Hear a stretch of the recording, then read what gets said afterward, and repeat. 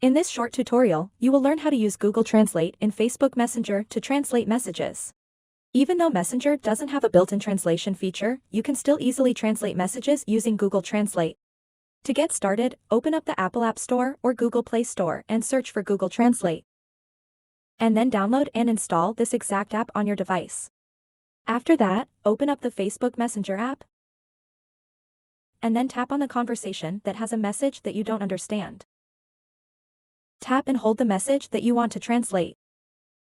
And then tap Copy.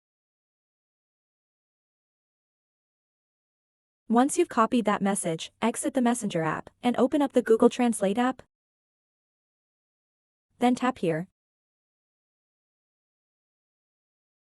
and select Detect Language. And then tap here